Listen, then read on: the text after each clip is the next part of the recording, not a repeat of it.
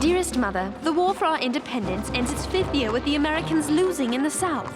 The British took Charleston, and with it, over 5,000 American soldiers. From his stronghold in New York, British commander General Clinton controls the coast. Only the fortifications at West Point stop him from using the Hudson River to cleave the states in two. General Washington tries valiantly to gain ground in New York, but we are at a stalemate. To make matters worse, there is constant talk of spies. Just the other day, James told us of his conspiracy theory. Sarah! James says there's only one explanation as to why things are going badly for General Washington. And what might that be, James? Spies. Spies? What proof of that could you possibly have? What happened when General Washington planned to attack Sir Henry Clinton in New York? Nothing happened. Exactly. Because of Clinton's sudden countermoves that could only have taken place if the English had secret inside information. Makes sense to me. If James were correct, which I hope he is not, the spy would have to be someone in a trusted position close to General Washington. And I cannot imagine who could be so disloyal to such a noble person and such a noble cause.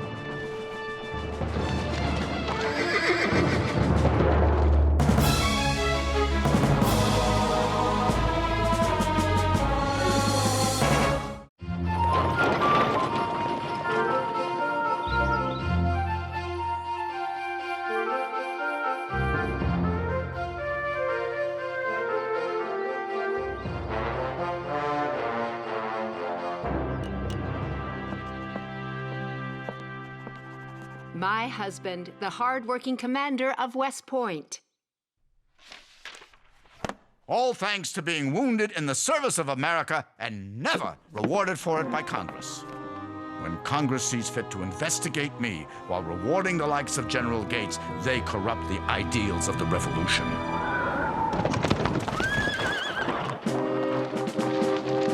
I'm so excited about the story I am covering. General Benedict Arnold, the hero of the Battle of Saratoga, is in command of the strategically important West Point. So? So, I was there at Washington's headquarters when he got command. Benedict, I have great news. I would like you to take command of the left wing of my army. It is too great a prize for one as unworthy as I. Nonsense. You earned it. There is no general more valiant leading his men in the field of battle. I cannot, as much as I wish to, accept so high an honor. I am afraid the old wounds will not allow it. My leg is too bothersome to allow me to ride, much less endure the hardships of battle. You are too good a friend, Benedict, and too valuable a general to be wasted in Philadelphia. Perhaps I could serve in another capacity, one less strenuous than a field command. I can't think of any. West Point. Excuse me, General, it's just the command of West Point is available, and you yourself have spoken of its importance. True. With it, we control the Hudson River and keep the British bottled up in New York City. Lose it, and the British are free to travel the Hudson River. Then I'd best put my best general in charge to secure the fort and the war. The job is yours. You do me a great honor. Let's see. A story about Benedict Arnold sitting around commanding a fort versus one about spies on Washington's staff. At least my story isn't a figment of my imagination. We'll see what you think after I get back from talking to Colonel Livingston.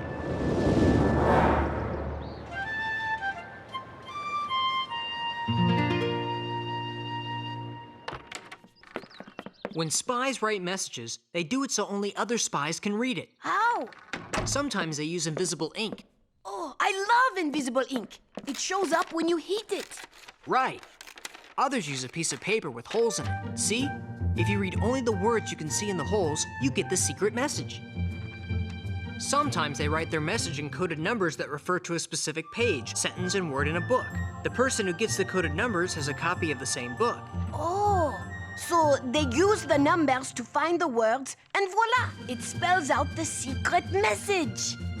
Then there is the mask letter. Anyone reading the regular letter doesn't know there's a secret message hidden in the writing. How's it work? Simple. The spy knows he's only supposed to read what he sees inside the cutout. In this case, an hourglass. Magnifique! But I will invent the unbreakable Henri code. Paper, paper. I need paper! Colonel Livingston! What do I know about spies? That's a good question. For one thing, I know they like to sneak back and forth across the no man's land between our outposts and those of the English army. Who controls the no man's land? Two groups from opposing sides. The cowboys for the English and the skinners for the Americans. They sound scary. They say they're helping our cause by intercepting suspicious persons who might be coming into New York. I'd like to meet these Skinners. Maybe I can learn something about spies from them. Personally, I think they're most interested in stealing money from travelers. But if you're determined, I'll give you a pass for safe passage. What's this gibberish? Excusez-moi, I was practicing my secret code.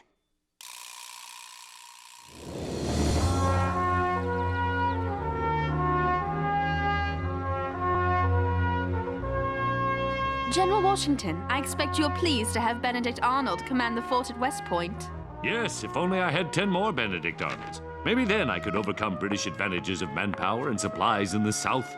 With all respect, sir, you seem worried. It is my job to worry. But no more of it, for I insist you join me for breakfast at General Arnold's house. It would be a pleasure.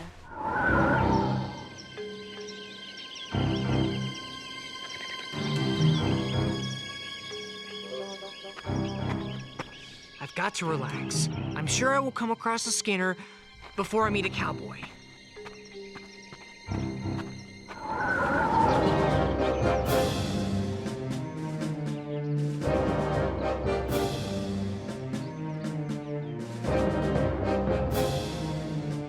So, Major Andre, what are the terms our American spy presents to us? One moment, please, sir. There. I finished deciphering the letter. Perhaps, General Clinton, you should read it for yourself. So, he wishes to meet you in person at Sheldon's headquarters in Lower Salem, with you disguised as John Anderson. Sir, with all due respect, this is an unacceptable risk. Should I pose as John Anderson, as he suggests, and be captured, I'll not be treated as a prisoner of war, but as a spy. And as you know, sir, captured spies are hanged. Yes, you're right. It's too hazardous. But if we exchange information with couriers at a slower pace, we increase the risk that the Americans will learn of our plans. Your spy must be in a hurry to be paid before that happens. He leaves us few options. I'd better go to meet him. But I will travel in my uniform. I will make arrangements for your passage and return on the Vulture this very night. Eureka! The secret Henri code! Colonel Livingston, I am almost finished. Want to try and break my secret code? Not now. We spotted an English ship on the river off Teller's Point. I ordered my cannon to fire when they get into position. I'd say they're there. There!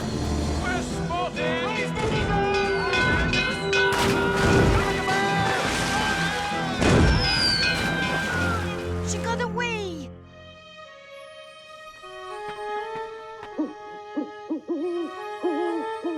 Just an owl. Going somewhere?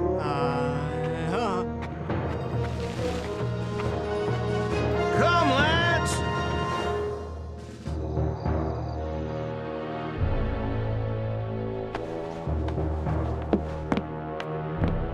We meet at last, Major Andre. Major General Arnold. I trust your journey was without peril? So far. Do you realize, sir, the dangerous position you have put me in by asking me to meet you here? You had better have a good reason for such an imprudent demand. Oh, I have many good reasons. After the American Congress failed to give me the promotions I deserved, they accused me of misusing their money. Perhaps it will make you feel better to know you shall be given a rank and commission in the British Army befitting a general of your talents. And the 20,000 pounds? Your new loyalty commands a high price. But we agree. Thank you. Sadly, I find myself deeply in debt due to some ill-fated business ventures and my wife's lavish lifestyle. My regards to your wife. I have not had the pleasure of seeing her since our occupation of Philadelphia. Ah, yes. Peggy never really lost her fondness for the crown and Mother England. She is not alone in her affection for His Majesty. There are a great many loyalists. And I expect there will be a great many more when they hear of my defection. We all know the war goes badly for the Americans in the South. I, for one, believe you British will be victorious, and I'd like to be on the winning side. May we get to the point? Every moment I delay increases the chances of my being discovered. Sir, I give you victory. These are plans to the fortifications at West Point, along with the placement of the troops under my command and my promise to further weaken the garrison by sending most of the troops to the countryside. Information I'm sure General Clinton will find useful when he attacks. Sir, a victory at West Point allows us control of the Hudson River and the chance to win the war by splitting the rebel colonies in half. Exactly. And you get? Everything I asked for.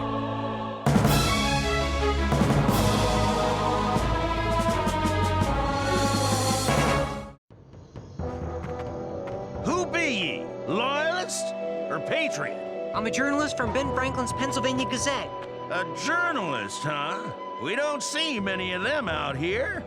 But you still didn't answer my question. I have a pass from Colonel Livingston. I'm looking for some Skinners. Why didn't you say so? We're Skinners. Phew. For a minute there, I thought you might be cowboys. Huh. For a minute, we thought you were a spy. And you know what we do to them.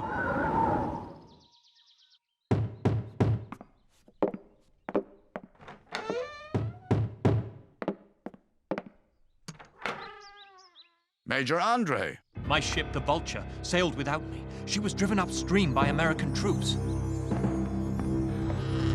You shall have to return to the British lines by traveling overland. General, are you mad? I'm behind the American lines. Your lines. No longer. When I gave you the plans to West Point last night, I would say that I officially switched sides. The point is, I'm wearing a British officer's uniform. How long do you think it will be before I'm spotted? Here, take this pass. This area is under my command. My signature will guarantee safe passage to you as American Agent John Anderson. There are some civilian clothes piled on that bench. You can change into those. If I pose as an American in civilian clothes and am discovered, I'll be treated as a spy. It's your decision. Though I fear capture dressed as an American, I fear the chance of being spotted in this uniform poses the greater risk. I think the plans to West Point are less likely to be spotted in this boot than in the pouch bearing the seal of His Majesty. So, how did all of you come to be Skinners? I mean, there are those who say Skinners are just bandits. We're here to hunt down cowboys or catch spies, which we can't do with your continual jabbering. Shh. You hear that? Hear what? Now! After we shoot!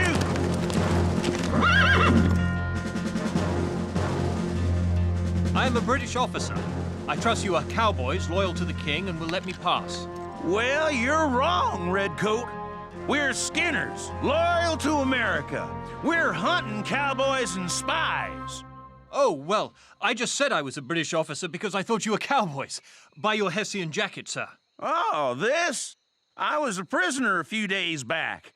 I grabbed it when I escaped. Actually, my name is John Anderson, and I'm an American. I have a pass signed by General Arnold. I'm not interested in your pass. I'm interested in where your money is. I thought you said you weren't bandits. We're gonna see if he has any English coin on him. I mean, that'd prove he was an English officer, wouldn't it? I guess. Boys?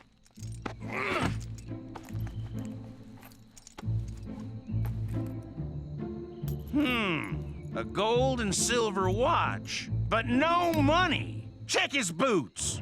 Gentlemen, there's no need to look.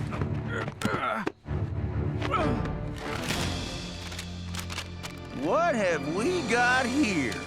The way I read it, looks to be some sort of plan of West Point. You're a journalist. What do you make of it? These are the plans to West Point, all right. But what's he doing with them?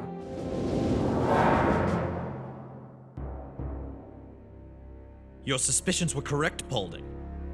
These are plans of West Point, and there appear to be notations telling how to render the fortifications useless. Paulding, I want you to take this man, these papers, and this message to General Arnold. I'm sure General Arnold can straighten this out. Not so fast. Jameson, am I to understand that this man was carrying plans of the fortifications at West Point? Yes, sir. You don't find that suspicious? I do. I want those papers sent with a message to General Washington that we are holding a man as a spy. Spy? If he's a spy, then he must be communicating with someone close to Washington. My theory. I was right. I pray your so-called theory is wrong. For if these papers were indeed written by Arnold's hand, then that would make Benedict Arnold a traitor as well. This is terrible. I've got to find Sarah. Gentlemen, please, have some breakfast. Aides to General Washington are always welcome at the Arnold breakfast table. She's right, gentlemen. I may be a general, but I never, ever argue with my wife. Thank you, Samantha. Ah, it's a message from Talmadge. Oh, and Samantha, please prepare some more food. General Washington and a guest will be arriving shortly. Benedict, what is it? Something's come up, dear. We must talk upstairs. Gentlemen, if you'll excuse us for a moment. Quick, close the door. Benedict, what is... I must leave immediately. My life depends on it. Leave? Benedict, you're scaring me. I don't have time to explain. I gave the plans of West Point to Major Andre. What for? John's involved with you in something? Yes, he's been caught. It won't be long before Washington learns I've betrayed America to the British and they come to arrest me. This is terrible. What should I do? So you know nothing of any of this. Benedict? I love you, but I must go. Now, I'll be in contact. I'll do what I can to help. Good morning, General Arnold. General Washington has given me the pleasure of joining you.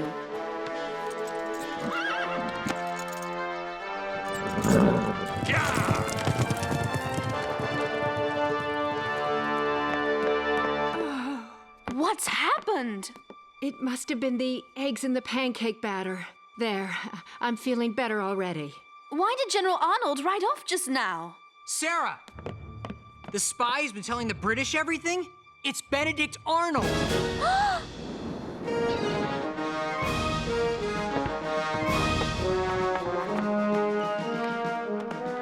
Arnold has betrayed us. Whom can we trust now? Selling the plans to West Point for 20,000 pounds. I want the army on marching alert. Bring all troops from the surrounding countryside to West Point and prepare to be attacked. Now we know why Arnold begged Washington for command of West Point. He even spread our soldiers out to make them vulnerable to attack. All the lives he's jeopardized. All the people he's betrayed. General Washington who supported him. His men who died for him. And you, Sarah, you traveled with him. You respected him. I was inspired by him. He seemed so thrilled when I told him I'd become a patriot. I wonder if he'd already become a traitor. Is that what I am, James? A traitor to my country? This is your country. Why is it noble for me to turn to the American side, but evil when he defects to the British? You did it for liberty. Arnold did it for money and ambition. And he didn't care who would suffer or die so he could get them. Yes, I did it for liberty. And I write for liberty too. I've written many stories for the Gazette about General Arnold. And now, James, for liberty, I shall write another.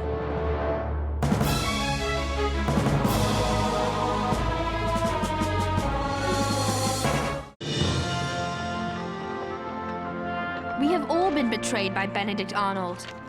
Those of us who knew of him, and those of us who knew him. Follow me to victory! Some think the treachery of such a great soldier will cause us to lose heart and give up our fight. But I know it will not, because we do not fight for Benedict Arnold. We do not even fight for George Washington. We fight for freedom. And that cause is bigger than any man. Sarah, James, Moses! I've got it! A secret letter code that General Washington can use. And the British won't be able to figure it out? Nope. Regardez. See?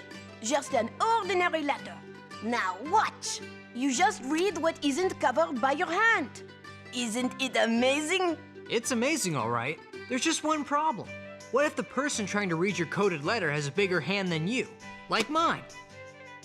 Dear, I am a pest? Oh, I didn't think of that.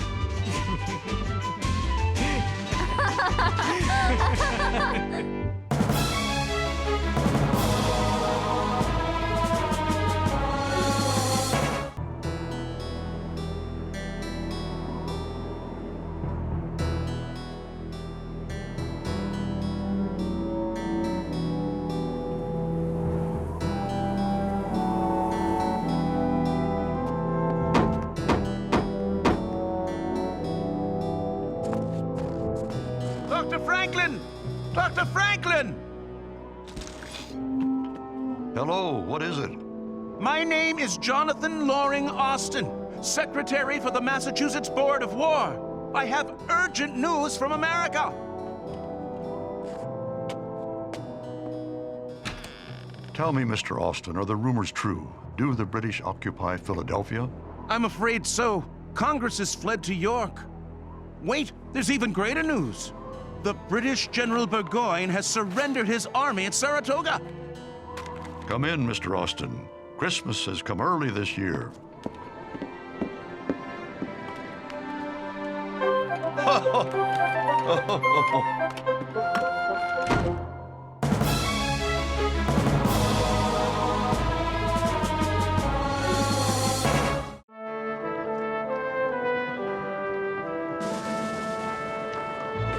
Dearest Mother, so much has happened since I last wrote.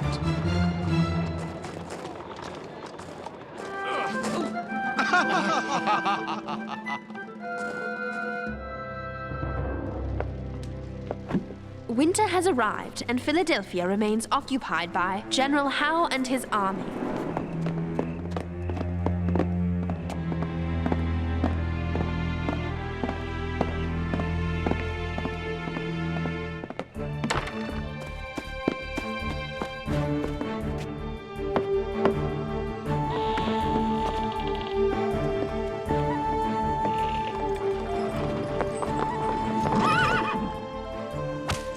Moses and James took Dr. Franklin's printing press to York before General Howe's soldiers could confiscate it. The Continental Congress will, no doubt, make good use of it. As for Dr. Franklin's house, Captain John Andre has seized it and made himself quite at home. He dines often with Peggy Shippen, the daughter of a local gentleman with sympathies for the crown. The less I say about her, the better. Every night there is a ball. Well, I have gone to one or two to be polite. Under the circumstances, it is impossible to enjoy them. Everyone acts as if we were living in London. But the Americans always do something to remind us that we are in their country, in the midst of a war. Moses and James are now in Newport, in the colony of Rhode Island, to buy inks and papers for the press. There! From a merchant who I believe Moses said is Jewish. Little Henri is still here, however, and Captain Andre has delighted in giving him quite a bit of responsibility around the house. But here is my greatest secret. I don't like living with all these strangers, even if they are British. If only you were here, I'm sure I wouldn't be so confused. Your loving daughter, Sarah.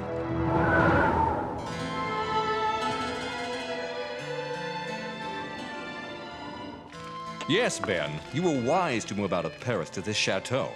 It's closer to Versailles and far more private than my quarters at the hotel. Not to mention more inconvenient for the French and British spies. Dr. Franklin, Mr. Dean, I don't mean to interrupt, but I've just learned some very important news. Paul Wentworth, the chief of Britain's Secret Service, has arrived in Paris. What in heaven would Wentworth be doing there? He wants to meet with Dr. Franklin. Burgoyne's defeat has obviously rocked the British government. Perhaps you should meet with him, Ben? No, I want you to meet with him first.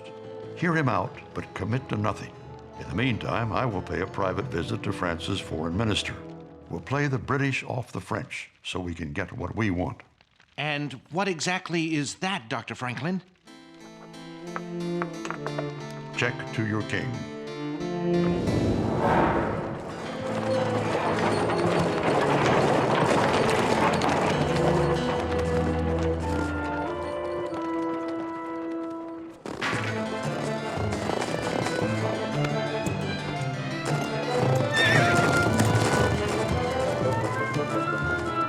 It appears we've flushed out a couple of English spies. Now we must seize the opportunity to meet with Comte de Vergennes.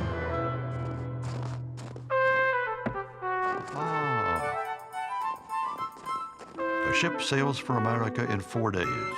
Have these delivered by messenger. You can count on me, Doctor. Good luck.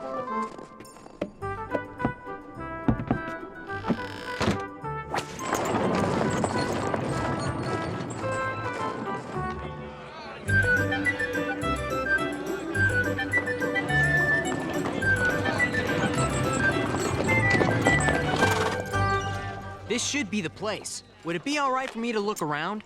I want to check on the Rhode Island Brigade and see how they're doing against the British. I suppose.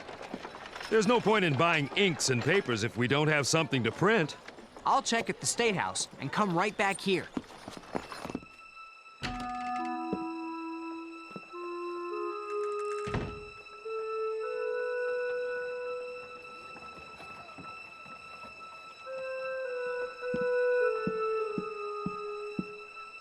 That telescope's imported from Italy. Can I help you find something in particular, sir? I wrote you from Philadelphia about inks and paper. Ah, yes. Dr. Franklin's man, Moses. You've got a good memory. Well, you and I do share the name of the man who led my people out of slavery in Egypt. Moses Michael Hayes, at your service. If you don't mind me saying, I haven't met many Israelites. Neither have I, for that matter. We are but a small fraction of the American population. But I take it, Moses, that you are a free man. Yes, sir. Many less fortunate than you have been bought and sold on the docks here in Newport. Some, I have to admit, by my own people. And some in Africa by mine as well. But forgive my manners. May I offer you something to eat or drink? I wouldn't want to impose. It won't be fancy, I assure you.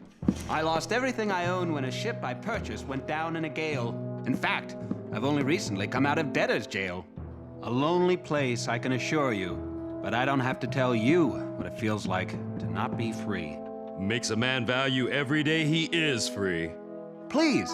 Thank you. It's a funny thing about freedom. A lot of people talk about it without really understanding it. That's a fact. I moved here because Rhode Island guaranteed freedom of religion. Well, my people here do have our own temple of worship, but we're still not considered full-fledged citizens. Still, I'd rather be a free man in the United States than a servant to the Pharaoh of England. I mean the king. Moses! Yes? He works with me at the newspaper. I see. I found out about the Rhode Island Brigade, all right. They sent a list of people they suspect of being Tories to the Rhode Island Assembly. Now, the Assembly has posted a list of suspects that it's demanding take a loyalty test by signing an oath in public. Mr. Hayes, I'm afraid your name is on this list.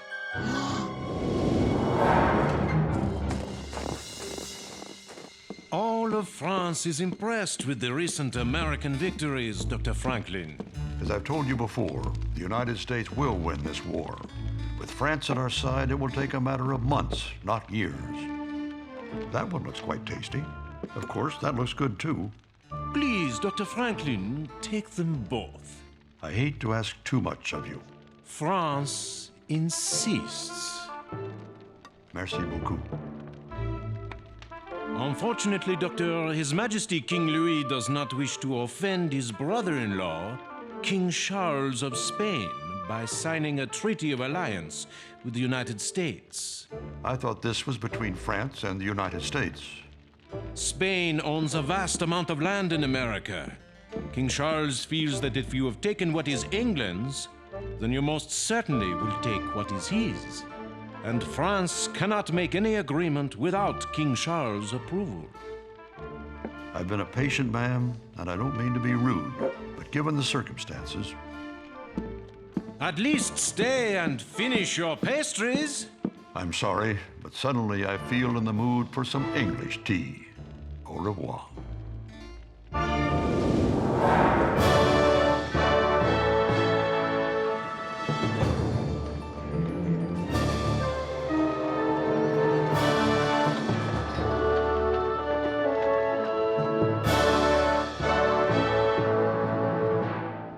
Surely now that the American capital has been taken, the rebels will see the error of their ways.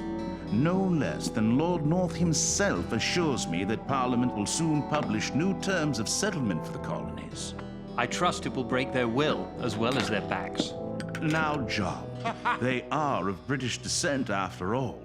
No, I believe the terms will be quite generous as long as the Americans are willing to give up their stubborn notion of independence. What are you doing here? Spying on them! Get back in the kitchen before you get caught. Of this, I'm certain. Once news we've occupied Philadelphia reaches France, the French will turn their backs on the rebels for good. They're much too vain to fight for a lost cause. Besides which, everyone knows they despise the notion of liberty. Yeah!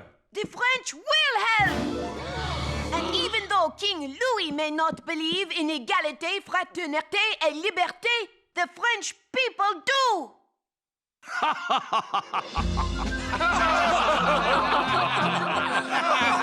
Equality! Brotherhood! Liberty! Hey! Put me down!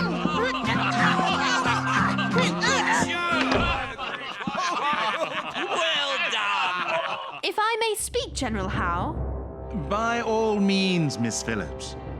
From what I've seen, too much has changed for the Americans to accept anything less than full independence. Oh, that is such a foolish little idea. No, it's not. You may occupy their homes, but you will never win their hearts and minds. Have you forgotten that you are English? It has nothing to do with me, Captain. The Americans don't feel they need a king anymore. They believe they can rule themselves. Rule themselves? I, for one, would like to propose a toast. God bless King George. God bless King George! God bless King George.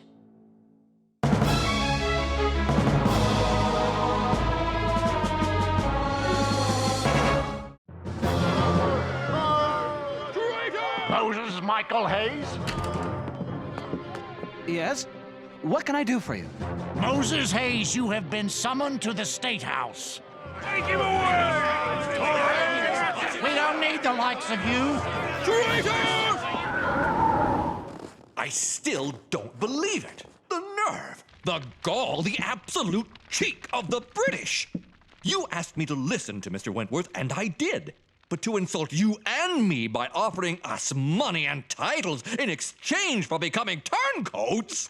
No doubt Count de Vergennes already has heard the details from his spies. This is all going extremely well. Going well? I don't understand. We have fanned the flames between Britain and France. Now it's time for me to meet with Mr. Wentworth. But surely you don't intend to accept his offer? Hardly, but Count de Vergennes won't know that. There they are! Rotten Tories! Look at it! Traitors! I have here a list of men accused of being disloyal to the patriotic cause of American independence. Read the names! Get the traitors out! We don't want them here! As a representative of the Rhode Island Assembly, I am here today to demand that each and every one of the accused sign a public oath of loyalty to the Revolution. Moses Michael Hayes, step forward. Mr. Hayes, are you ready to sign the oath? I have the right to face my accusers. Who here has any proof of my disloyalty? Or is it that there is some other reason I am accused? Could it be that I am an Israelite? Will you sign the oath or not? Every time I venture to Paris, I am reminded of how much I despise it. Quite a beastly place, don't you agree, Dr. Franklin? Actually, I've grown quite fond of it. I understand you're quite the celebrity here. Yet your blood is English. A man of your character, given the proper circumstances, might find a warm reception from his king and country. In other words, you'll give me a title if I betray the revolution. If you insist on being blunt, very well. Yes, His Majesty is prepared to reward those who show their loyalty. I need not remind you that much has changed since you came to France. General Howe has taken Philadelphia. I like to think that Philadelphia has taken Howe. This letter was given to me by a man at the highest level of the British government. It is Britain's determination to fight for another 10 years, rather than grant American independence. In that case, America is ready to fight 50 years to win it, which, by the way, I don't believe will be necessary. Gentlemen, I've called you here tonight because it has come to my attention that Dr. Franklin met today with the Chief of Britain's Secret Service. I'm afraid we are facing a dangerous new development. France has already lost America to Britain. Do we stand by and lose our claim to the West Indies as well? His Majesty has told me that we must prevent this from happening at all costs. We have held off any alliance with the United States to prevent a war with Britain, but we must face the fact that the only thing worse than such a war would be an agreement between Britain and America. It is time for this council to act. With all due respect, I will not sign. I will not sign because I am as patriotic as any man in this room. But I am also an Israelite in a land of Christians, and as such, I have not been granted the liberty to vote. My people have a temple here in Newport, but none in Boston, for the law there forbids Jews from public worship. Rhode Island was founded on religious tolerance, yet I am still not considered a citizen. And why? Because I worship God after my own fashion. Neither the Continental Congress, nor the General Assembly of this state, nor the legislatures of any of the other colonies have ever taken notice or provided rights to Israelites. Until such a time as we are, all of us, ready to recognize each other as equals, I will not sign this oath.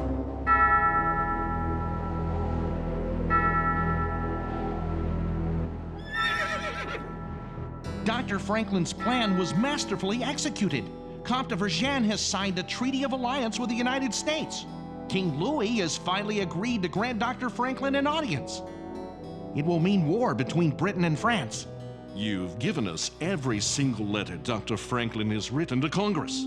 Why not just intercept the treaty as well? Even I can't do that. You think Franklin suspects you're a spy? The old man has no idea. It's a secret I shall take to my grave. I believe you will. Here you go, Edward. 500 pounds as promised. God save King George. Mr. Hayes, it's Moses. Moses, I'm sorry. You came here to buy those inks and the paper, and we never did get around to it. There's no need to apologize. I saw what you did, what you said. I just want to be treated the same as any other man. Mr. Hayes, there are some people outside who want to see you. What can I do for you? Mr. Hayes, you made a great deal of sense.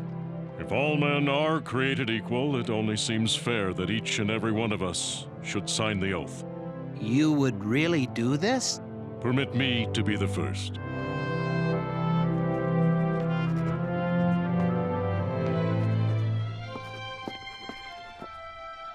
I, Moses Michael Hayes, pledge my loyalty to the United States of America.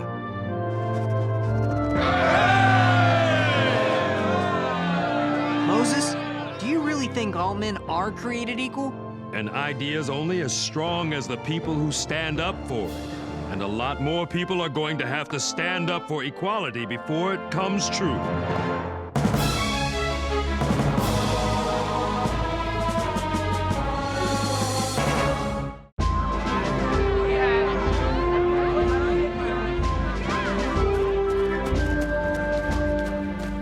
Is it true? Has the treaty from France arrived? Yes, and Richard Henry Lee is about to speak. Gentlemen of Congress, today we must admire the true wisdom and dignity of the court of France. We have worked together, politicians, soldiers, and philosophers, in a true harmony of mutual affection. This happy juncture of time and circumstance has laid the seeds of an eternal friendship. The old lion that is Britain has finally lost its growl, and France, by its openness, has won our friendship more powerfully than any piece of paper could ever bind us. If we have the courage to persevere, we shall establish our liberties and independence. All those in favor of ratifying the treaty, say aye. Aye! The Treaty of Alliance with France is unanimously passed.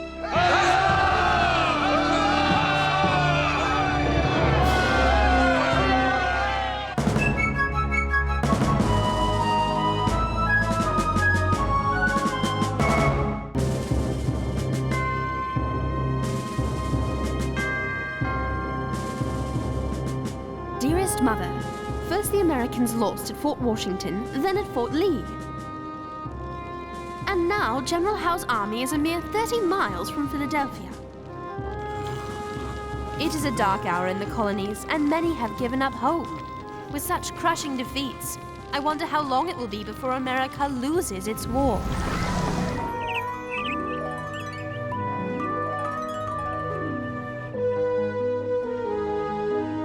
Moses has written me that the Continental Congress is fleeing the city for Baltimore. It would seem our leaders intend to run and leave us to the English. It looks like the rebels' Congress is just like their army, retreating.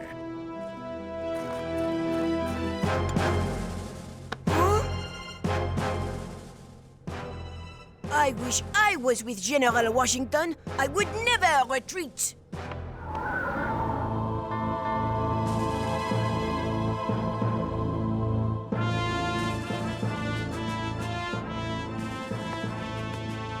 Despite their spirit and bravery, the Patriots are just a tiny David before the huge Goliath of His Majesty's forces.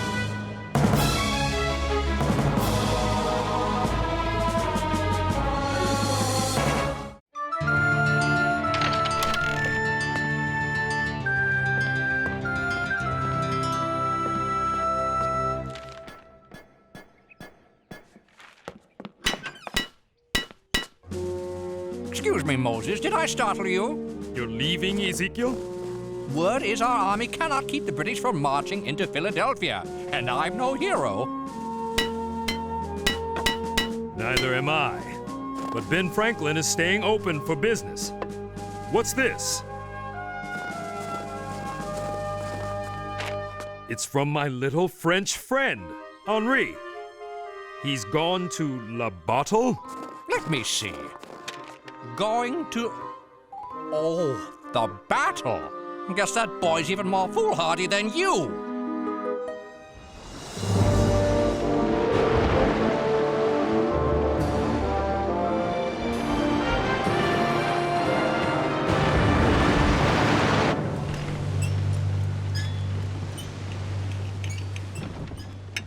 This cursed tossing.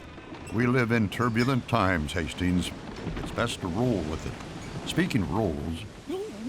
No, thank you. I have to take this wretched voyage to France for business. But why you, Franklin? Your foolish revolution is over. You'll never get France to join your rebellion against the English. And when your soldiers' enlistments are up at the end of the month, you won't even have an army. General Washington will have men. Who? Washington wins no battles. No one will want to serve with him. The general knows the stakes. Before the month is up, there'll be a battle he will win. And if he doesn't, if he loses again, who will join then? If no one else, I shall. You don't look well. More turkey?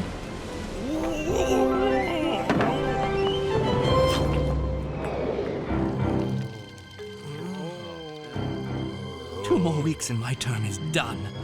Let the war go to blazes. I shall put my feet up and keep my head down. James, there you are. Is something wrong? Him, and those like him. They're counting the days till they leave. I don't understand. They're sick, half frozen. So? They're fighting for liberty. James, be reasonable. They're not professional soldiers like the British. I'm going to talk to General Washington. There must be something he can do to put the fight back in his men.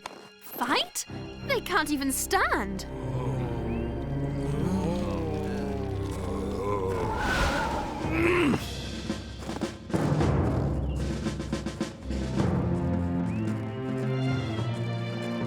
General Washington. Good morning, sir. I wanted to ask you something.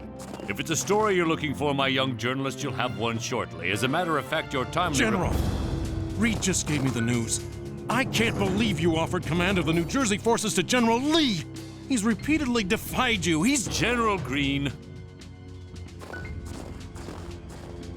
Please excuse us. James, don't eavesdrop. Yeah! This is big news.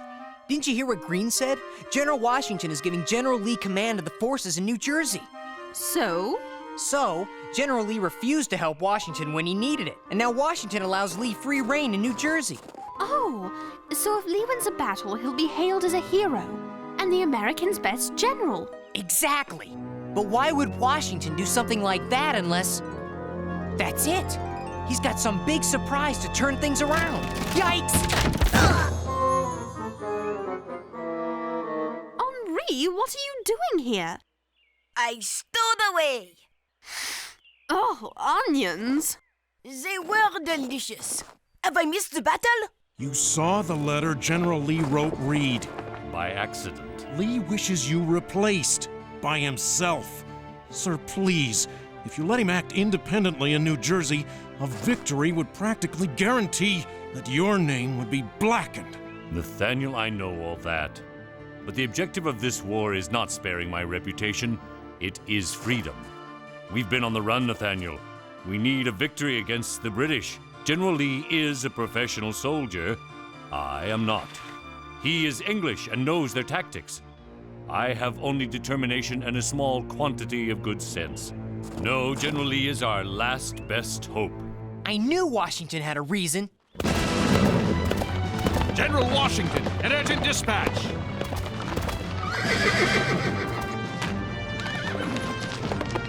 General, what is it? It's Lee. He's been captured. The British defeated Lee's troops? No, there was no battle. It appears Lee was taking his ease at an inn, 6 miles from his troops. All he had with him were 6 men. The arrogant fool! 18 days till enlistments run out and all my soldiers march home. What am I to do? General Washington. It's Thomas Paine. General. Thomas? Sarah, James, and Henri. You know my young friends. Mr. Paine, we met a year ago in Philadelphia when he was writing Common Sense. Tom, I asked to meet, thinking you could write a few words to celebrate a victory. It appears I must ask a great deal more. We're looking for Paine, a writer? Huh. We should be looking for swords and big guns. I'm worried about Mr. Paine. I know he told Washington he'd write something to rouse the men's spirit so they'll stay on. But he looked so troubled. Sarah!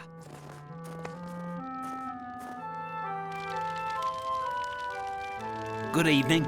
Forgive us, we don't wish to impose. Not at all. It's I who should ask pardon. I despise moody men who fret over a broken thing eternally rather than take 2 minutes and a nail to fix it. My difficulty is I can't seem to find the nail. You don't know what to write? You know, whenever I have trouble getting started, I try humming. James, leave the man alone. It's all right. I started putting down thoughts weeks before the General summoned me, only the words keep tangling in knots. But you must know what to say. Your words brought them here in the first place. What can I say to hold them? What have I the right to say? They've all fought so well and so hard. Perhaps it's kindest for it to end now. Soon as I'm old enough, I and others like me will take up the fight. And so you would. All that we fail in will fall to you. Write about victory. Write about glory. No, they've had enough false promises. What is he writing? These are the times that try men's souls. I'll be moving quickly. The General requested I see to the printing and have copies back before Christmas. Still certain you want to come with me? It's a long walk. But why before Christmas? Enlistments aren't up till month's end. Time waits for no man or woman. To Philadelphia! I just came from there, and you want me to walk back? Sorry, Henri, but the army can't spare any horses. Come, Henri. It's only 30 miles.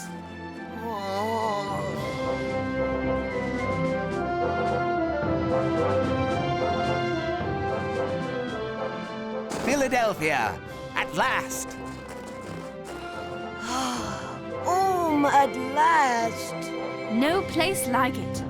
I'm not so sure. Where is everybody? Looks like people left in a hurry. Here comes someone. Pardon me, where is everyone? They fled town. We're going to my cousin's in Baltimore. We'll be safer there. Safer? Washington can't stop Howe. The revolution's over. I have no intention of staying in Philadelphia. Look! The door's wide open.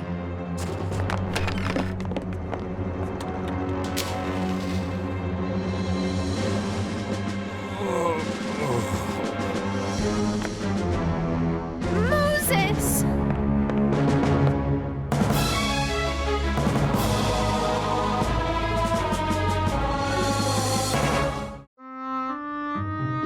I guess I offended the wrong people. I managed to drive them off, but they still did some damage. I shouldn't be speaking to you. You ran off and only left a note. I didn't want to miss the battle. The battle's everywhere, Henri. As you can see, this is a citizens' war. This should make you feel better. Thank you. What is happening? Why are patriots leaving the city? Can you blame them? Even Congress has left. Then we got here just in time. Thomas has written something that will change their minds. I was hoping you'd be able to print something up. Nothing would please me more. Unfortunately, they tore the lever off the press. It'll take time to fix it. Time is yet another thing our revolution is short on. We'll have to find a different press. Don't worry, Philadelphia is full of printers. Oops. Robert Bell. He made a fortune printing common sense. Somehow, I doubt that old Scotsman would mind earning a bit more.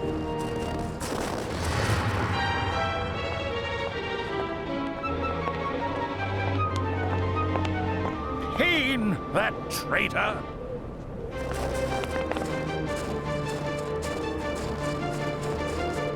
Are they following? Yes, and quickly. Then let us go. Quickly.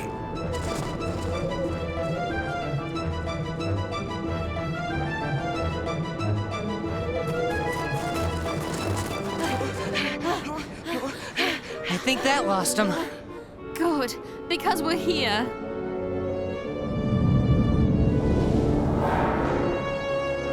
I'm sorry, Tom. I can't help you. It's not long, and it's urgent.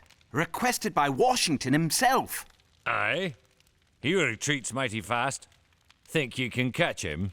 That isn't funny. I didn't mean it to be. Come, Robert. You alone had grit enough to publish Common Sense. Aye, but times are more dangerous now. I'm not a dreamer like you, Thomas. I'm a simple businessman. Bobby Bell, small enough to hide behind a shilling. If I heard any other man say that of you, I'd have knocked him to the ground.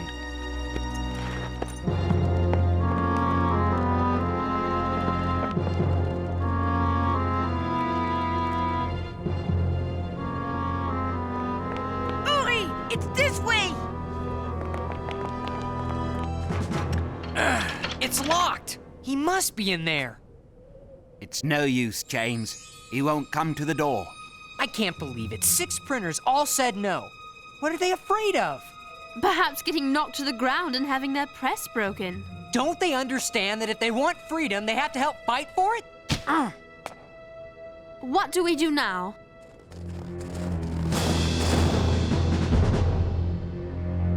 How about run? Wait!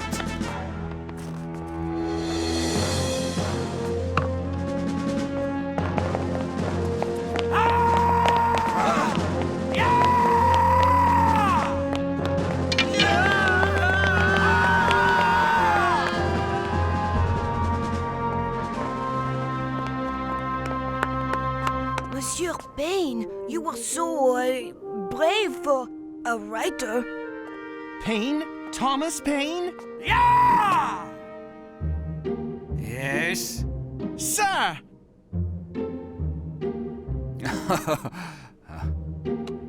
I am an immense admirer. I wonder if you might spare me a few moments. I'm always delighted to share my thoughts with a fellow citizen. However, at the moment, you find me somewhat pressed. Yes, I've heard of your dilemma, but I'm not a citizen. I mean, I am a citizen, but I'm also a journalist. The Pennsylvania Journal. And my paper has a press. Well, what are we waiting for?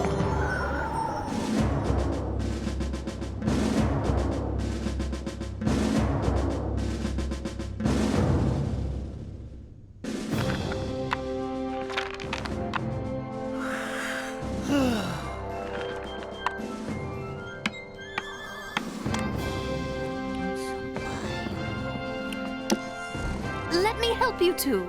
You are helping. You read the words, we set the type. Believe me, Sarah, you're helping. Just read what I wrote. These are the times that try men's souls. The summer soldier and the sunshine patriot will, in this crisis, shrink from the service of their country. Go on. But you're also tired. Us? Tired? Come now. Whoa! Tea, anyone?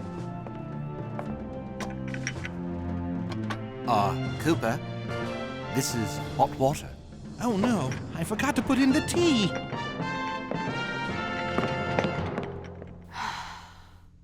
But he that stands it now deserves the love and thanks of man and woman.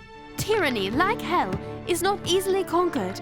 Let it be told to the future world that in the depth of winter, when nothing but hope and virtue could survive, that the city and the country, alarmed at one common danger, came forth to meet and repulse it.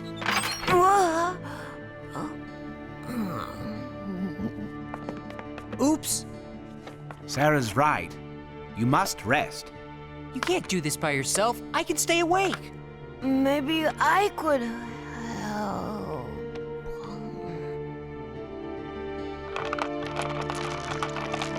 Enough. I'll help Mr. Payne set type. You read.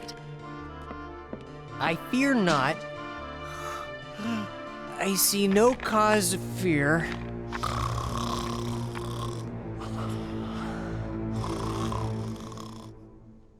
In the end, we will be the victors, for though the flame of liberty may sometimes cease to shine, the embers will never expire.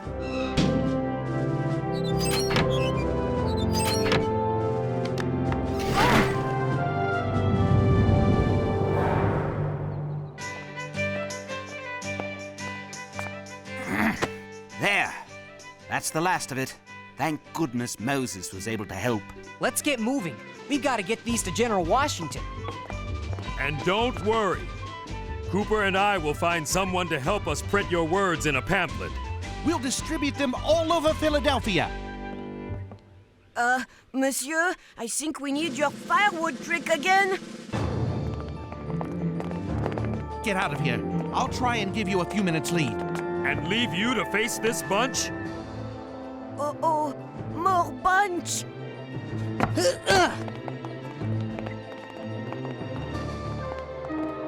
Wait! It's Bobby Bell. And that's Gaylord and Huntington. The three printers who turned us away? What do they want? Payne, it comes to me if this skinny lad Cooper can make a few coppers off ye, 'twould be a crime for us not to make a pound. You'd be wanting this set in the pamphlet form. Yes, but... And what's this now? Hold fast, gentlemen! Show them your mettle!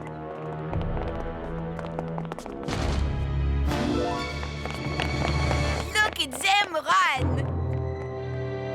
Do what you will with me, but you, Payne, were born a traitorous Englishman and shall die one! True. I am an Englishman. I fight for the English and for the Americans, and I fight for you because I fight for an idea. And if you lack the sense to value the right to speak your heart or defend your personal ideals, then I'll fight for your child's right. Well, you and your words. You're just trying to confuse me. This isn't the end of it. No, but it could be a beginning. If he reads what Thomas has said. You are starting to talk like the enemy. What are you talking about? I don't sound anything like a Tory. No, I meant like a grown-up.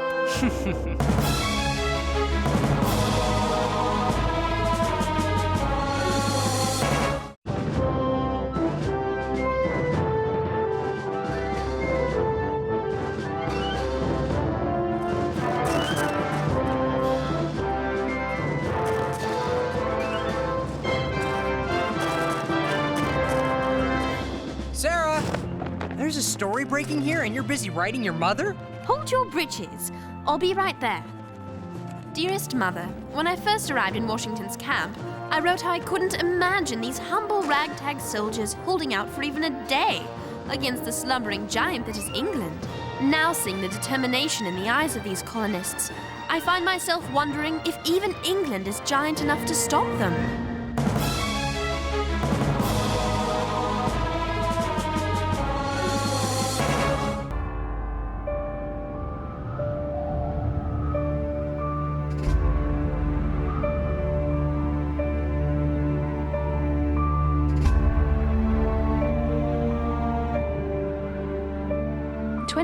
December 1776.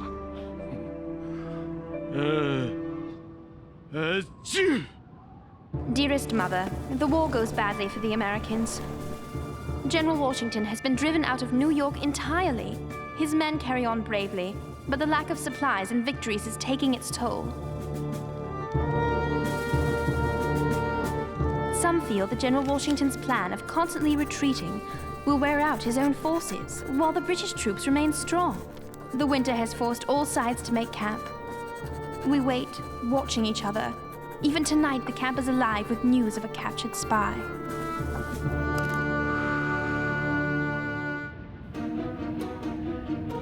His name is John Honeyman. He's a butcher from Griggstown, New Jersey, and a former British soldier. He has been supplying cattle and intelligence of Washington's movements to the Hessian army camped in Trenton. It seems that Mr. Honeyman journeyed too far away from the Hessian camp in search of more cattle. He was captured by American soldiers on patrol.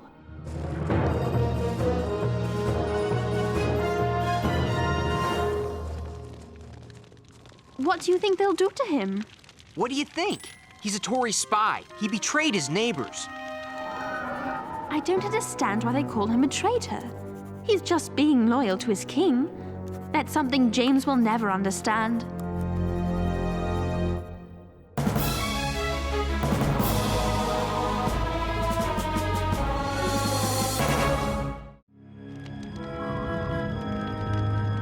My Right now, James is interviewing the soldiers to see what they think of Mr. Honeyman.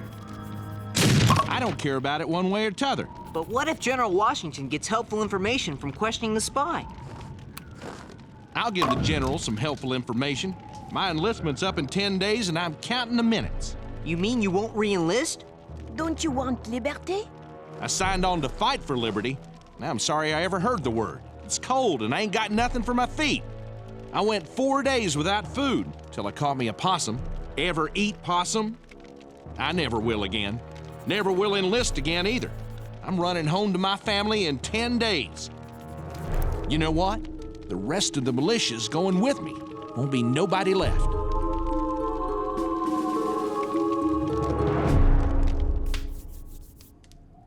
Look, Henri, General Washington and the Tory spy. I hope that spy Honeyman hasn't ruined Washington's plans, whatever they are. This man is a notorious turncoat. I want to interrogate him personally in my tent. Did you hear that? He's going to personally interrogate Henri? Henri!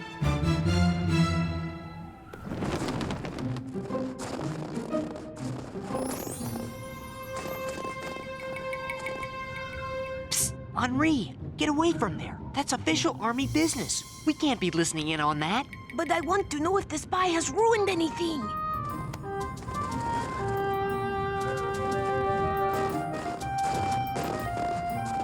What do you have for me? I bring news that is better than your wildest imaginings. General Howe is suspending military operations for the winter. He's moving the British troops to Staten Island and Manhattan. Howe has left Trenton in the hands of Colonel Rall and his Hessians. Rall has relaxed his guard and is ripe for attack.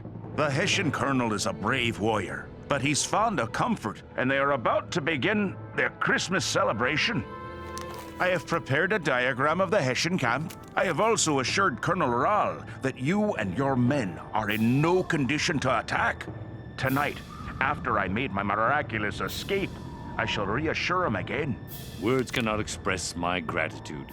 By posing as a traitor, you have put yourself and your family in a most unpleasant position. I am glad if I've been of service. That you have. Take charge of the prisoner. This man is unrepentant. Lock him in the guardhouse.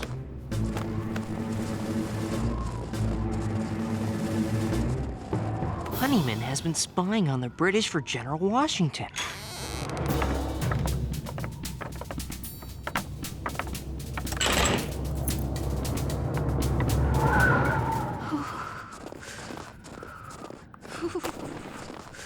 Where have you been? Looking for you. We've been worried about you. Did you find anything out? He was trying to eavesdrop on official army business. Henri? But what about the spy? That is none of our business.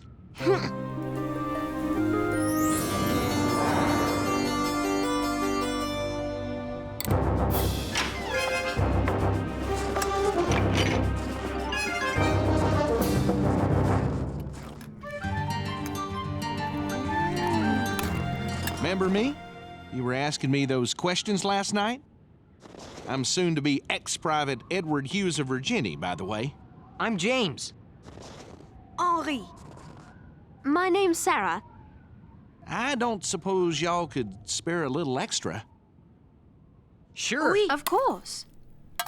Much obliged.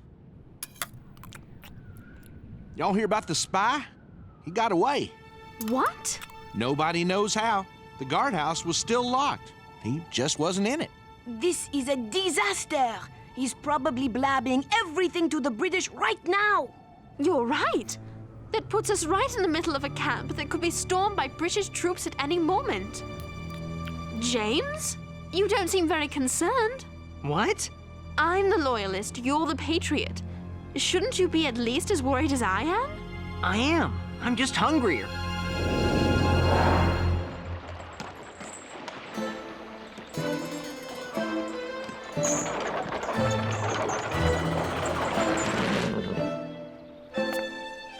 Dr. Franklin?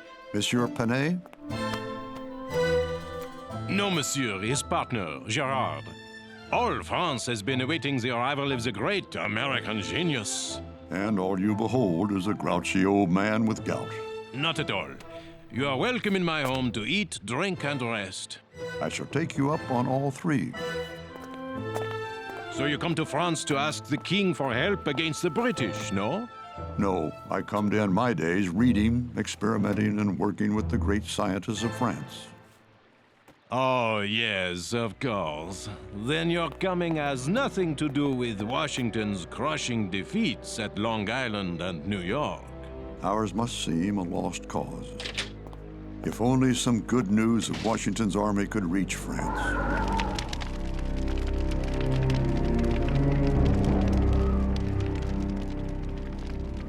Tomorrow, just after sundown, we are going to cross the Delaware and attack the Hessian camp in Trenton.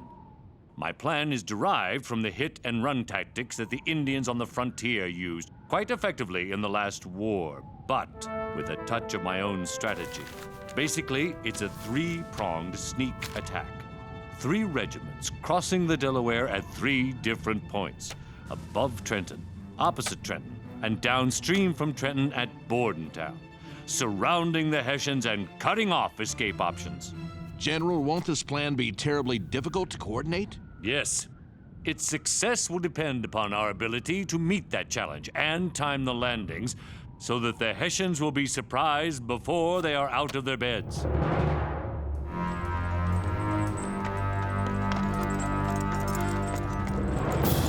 Tonight, after evening parade, instead of returning to your tents, you are to prepare to march to McConkey's Ferry. There, we will cross the Delaware and mount an attack on the British stronghold in Trenton. That is all. Just when I thought I was going home.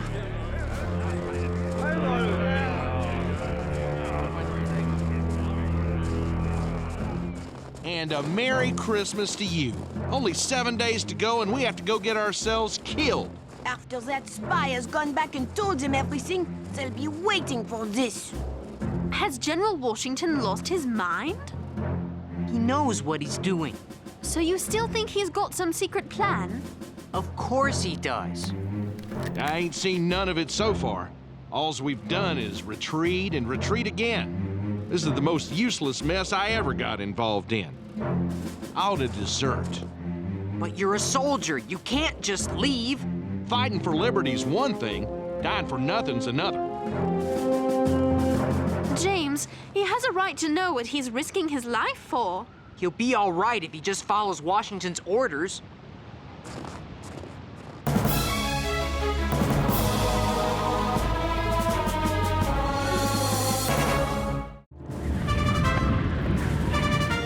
We spent that Christmas night crossing the half-frozen Delaware River, hoping the Hessians wouldn't catch on to General Washington's plan.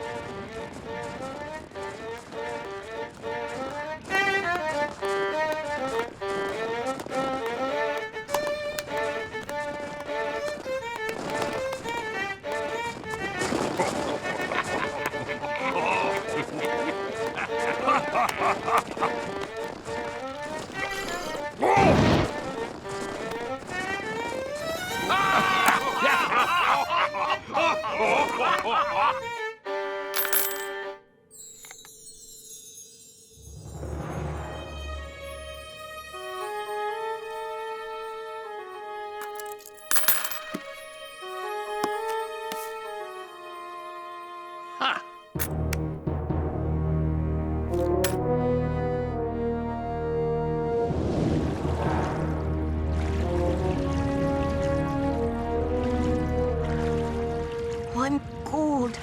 Why are we doing this? Come on, Henri. This is a chance to see history in the making. Oh, and maybe freeze to death.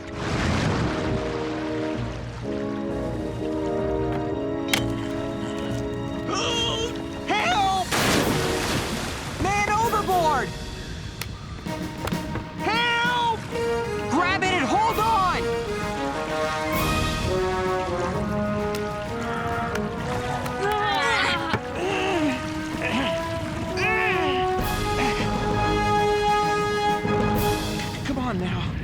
can't afford to do that. Heck, everybody's cold. Why'd you take a chance like that? You could have fallen in too. Every man is important, Private Hughes. I'm just thinking about the cause. I gotta admit, I ain't been thinking about the cause for quite some time.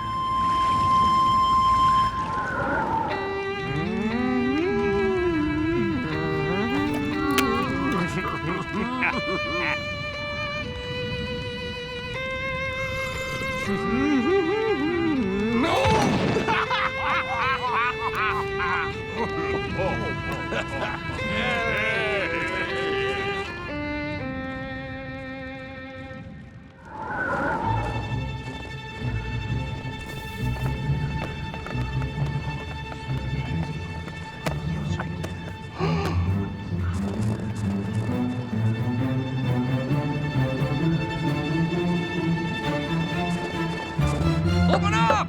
Open up! I must speak with Colonel Rawle at once! Colonel Rawle is given explicit instructions that he is not to be disturbed for any reason. Could you give him a message right away? If you'd like to write a note, I would be glad to deliver it to him. Colonel Rawle, Washington's troops have crossed the Delaware. They are mounting an attack. You must rally your forces immediately.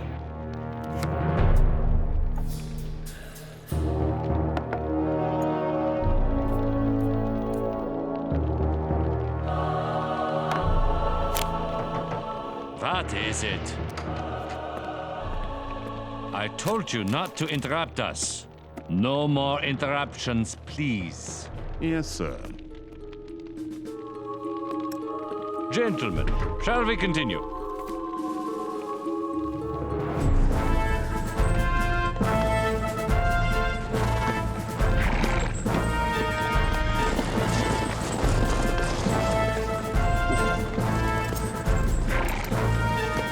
General Washington, the sleet has ruined most of the gunpowder.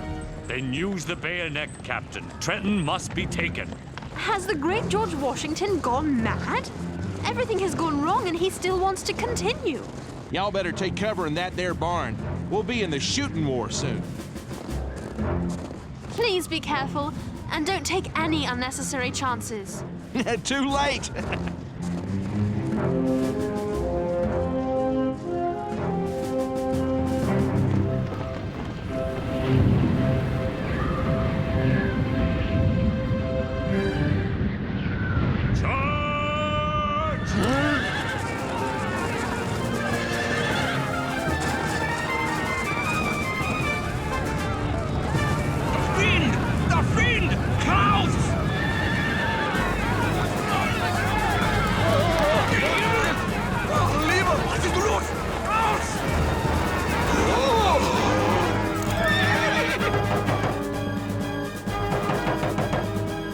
Colonel Rawle, Washington's troops have attacked.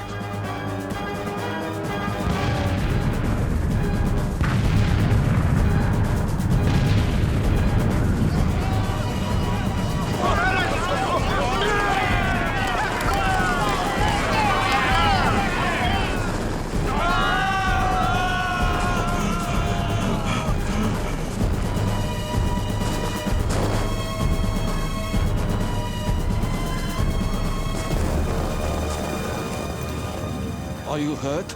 Yes, I've been hit. I cannot stand. I cannot move. Let me see the wound. Oh, the note. Colonel Rawle, Washington's troops have crossed the Delaware. They are mounting an attack. You must rally your forces immediately. If I had only read this note, I would not be lying here now. Look! The flag! Our flag. Our flag! Our flag! Well, it's not exactly my flag. We won! We won! We lost nary a man. The town is ours. We caught them with their breeches down. Congratulations! Finally, a victory! I'll tell you what else. When we was marching in, I saw General Washington on his horse. The horse slipped on the ice and would have fell, but the general grabbed his mane with his big right hand and pulled him straight. Kept on going without a hitch. That's when I first started to think we might have a chance. James, but what happened to the spy? Honeyman was secretly spying for Washington. What? I overheard them talking when I went to get Henri away from the tent. He told Washington that the British had pulled out of Trenton and the Hessian soldiers would not be ready for an attack. You knew this all the time and didn't tell us? It was a military secret that I wasn't supposed to know. So he really did have a secret plan. I wonder what he's going to do in 5 days when he loses his troops. My brave fellows, you have done all I have asked you to do, and more than could be reasonably expected. But your country is at stake. Your families, your houses, and all that you hold dear. I know your enlistment ends tomorrow. The present moment is one which will decide our destiny. I'm asking for volunteers to stay on and continue the fight. Philadelphia merchant Robert Morris has donated the money for me to offer each man $10 for another tour of duty. Do I have any volunteers? Please, somebody. Heck, I will if somebody else will too. I can't fight this thing alone. Now we have an army. Without your courage, Private, we wouldn't have a chance. Ah, heck. Let's win this thing. General Washington, I want to congratulate you on your brilliant success. Yeah, even though she doesn't believe in your cause. General Washington? Yes? A message from Congress. They fled to Baltimore due to the British advance on Philadelphia. So now I'll have to go to Baltimore to plead for more money and troops. No, sir, you won't. That's the whole point of the message. Evidently, Congress has seen fit to give me full power to do all things relative to the operations of war. That's fantastic! First a great victory, and now this! Most generals, when they get that much power, become dictators. A free nation must not be ruled by generals. The sword is the last resort for the preservation of liberties, and so it must be put aside when those liberties are established.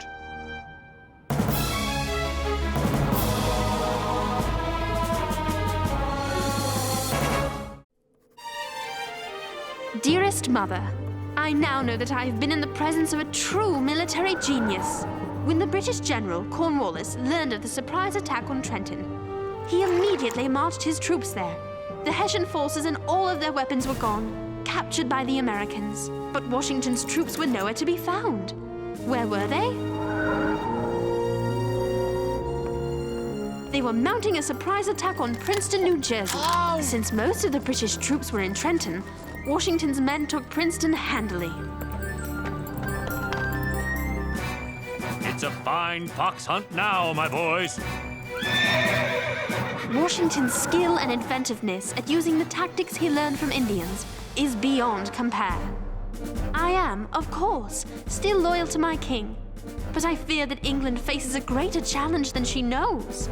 The American cry for independence is being backed up by a very canny general, and the tide, perhaps, is turning.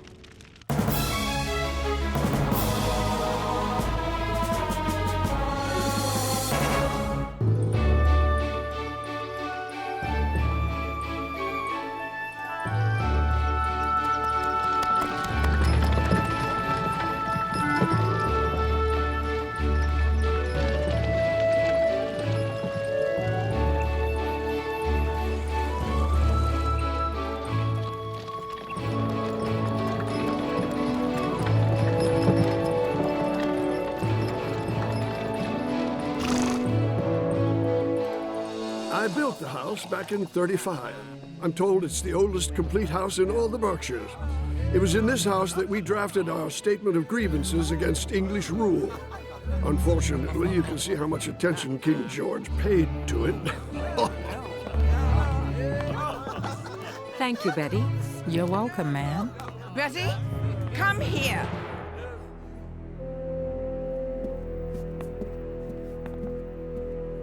What is the meaning of this? What, madam?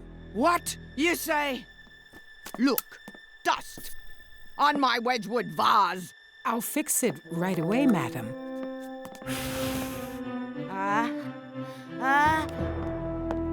Bless you, missus. Mrs. Adams, I'm delighted you could come. I do hope we will see your John back from Europe soon, too. If the news from Yorktown is good, Colonel Ashley, perhaps John and Dr. Franklin will rejoin us soon and bring along a peace treaty with them. It is my dearest hope that that comes to pass. Thank you. Mrs. Adams, I'm Theodore Sedgwick. I so admire the contributions you and your husband have made to our new nation. Theodore's the finest attorney in town.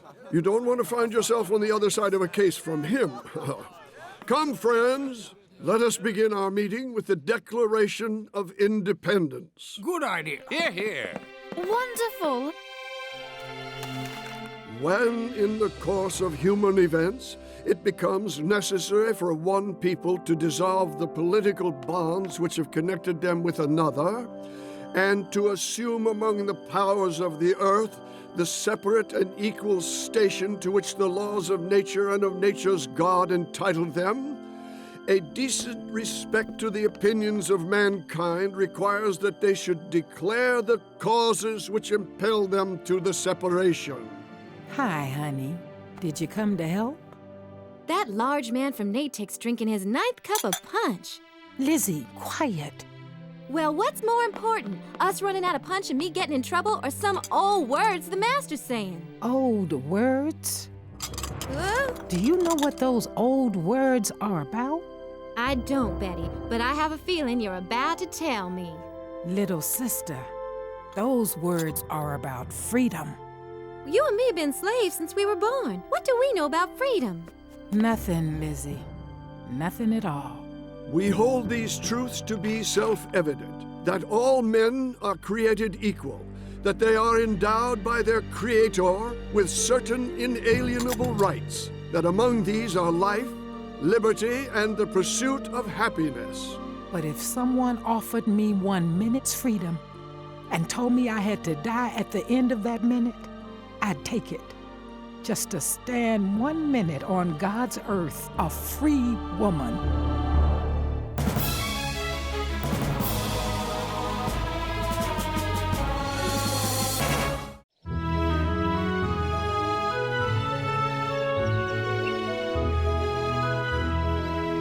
Dearest Mother, so much has happened since I last wrote.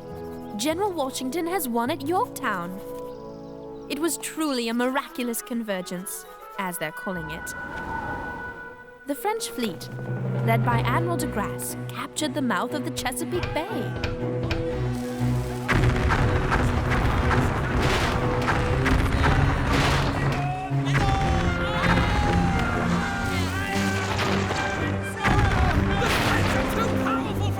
This trapped General Cornwallis. He could get no help or supplies from the sea, and with the town surrounded on all sides by Generals Washington and Rochambeau, he could expect nothing but trouble from the land as well. The siege was terrible, and I feared it might never end. Finally, the lack of food and the endless artillery shelling forced General Cornwallis to concede defeat. Over 7,000 British soldiers surrendered their weapons. Surely with so large a loss, the British will now realize the futility of this war, and we will finally have peace.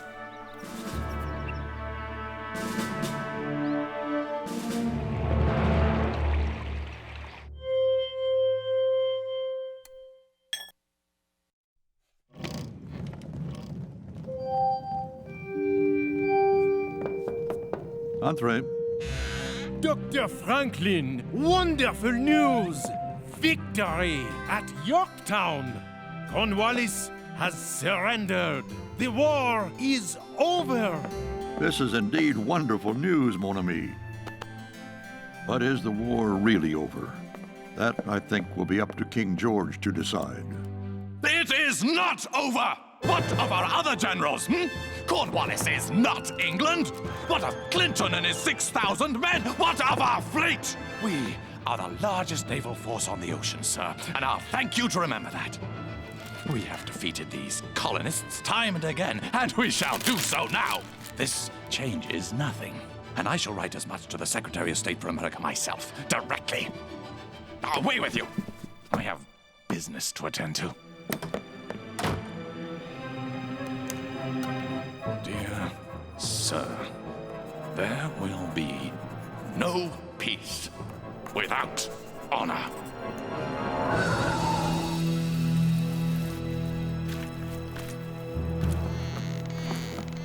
Lizzie, more lemonade.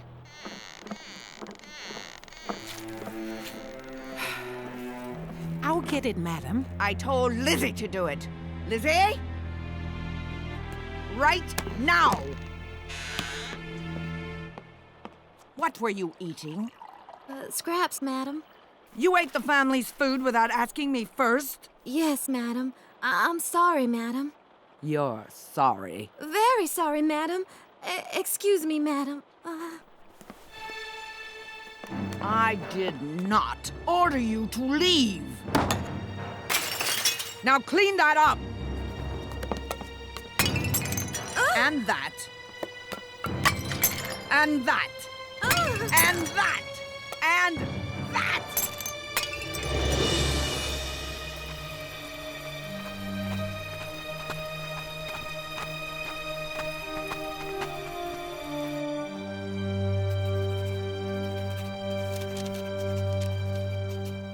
This is fascinating, Mr. Sedgwick. I think I should like to practice law myself someday. With all respect, Sarah, there are no women lawyers. With all respect, Mr. Sedgwick, perhaps I shall be the first. Perhaps you shall indeed. Excuse me.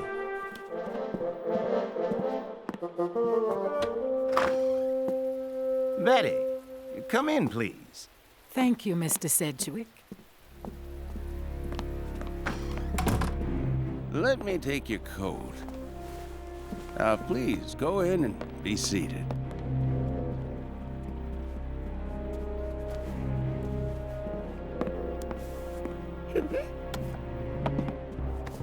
Now, Betty, what can I do for you? Sir, I would like you to help me win my freedom for me and my little girl. Excuse me? I don't want to be a slave.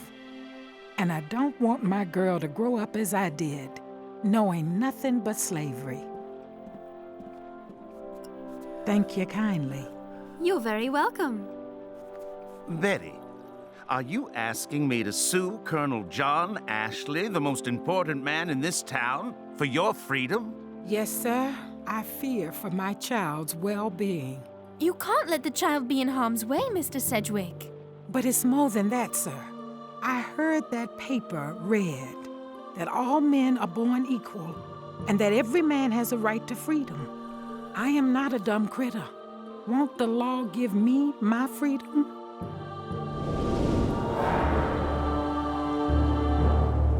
And what, my fellow members of Parliament, did King George Ostrich-like really in plain words say when he got the news of the defeat? He said, "Our losses in America have been most horrible. The taxes the British people are paying for this war are outrageously high. But even now that Lord Cornwallis has surrendered at Yorktown, and our hopes of victory in America have utterly disappeared, I forbid anyone from thinking of peace. My insane rage for revenge lives on, and only the total enslavement of my American subjects will lay it to rest. Gentlemen, what the king speaks is madness, and you, Lord North, must tell him so. Yes!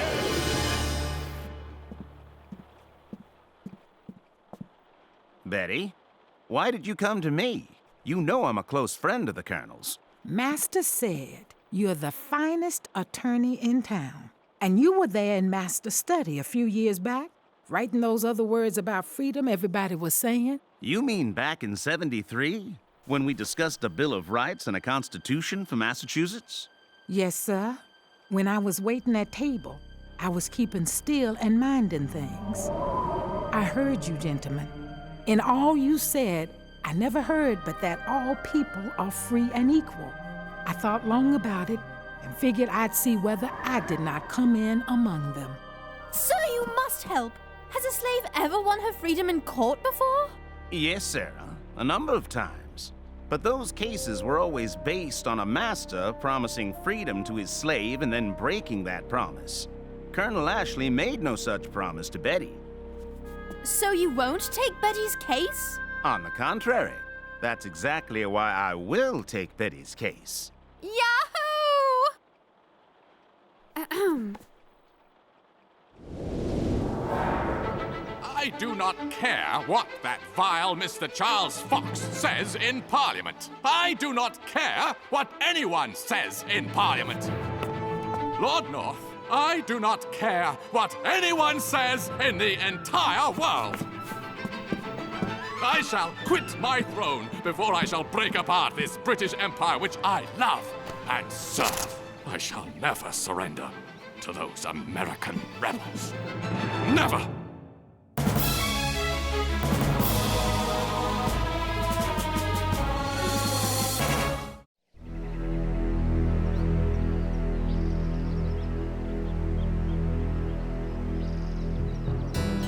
This is a great opportunity for us. Let's hope they free the poor woman. Can Mumbet win, Mrs. Adams? She has fine lawyers in Mr. Sedgwick and Mr. Tapping Reeve. And she has right on her side. Yes, Sarah. We shall see whether those two weapons are strong enough to carry the day. Is that the jury? It is. But all the jurors are men, and they're all white. How will Mumbet get a fair trial? Give them some credit, Sarah. Perhaps they'll understand we are all the same race, the human race. Judge, on behalf of Colonel Ashley, who has served his state and country so well in so many ways, we ask that this case be dismissed immediately. What? Will they do that? And that Bet be returned to her lawful residence, the home of Colonel Ashley. Order! On what grounds, sir? Judge, the custom of our nation considers slavery to be right and correct. Bet is the lawful Negro slave of John Ashley. Colonel Ashley can testify to that. It is a simple question of ownership, you see. Therefore, we ask you to return Bet to Colonel Ashley immediately. That's outrageous! Good justice will be done!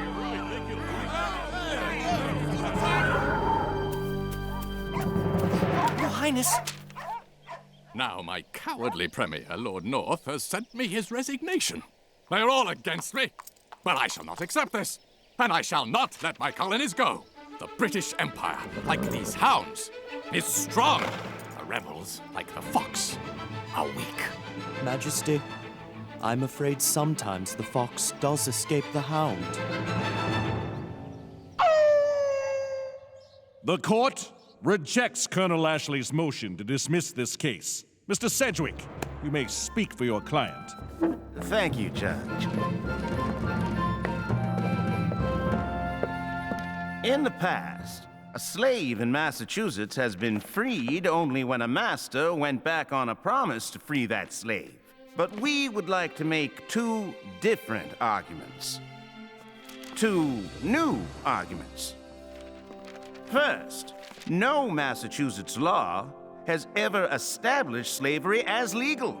I defy Colonel Ashley to show me one that does. Second, even more importantly, even if such a law did exist, it would be canceled out by our state's new constitution.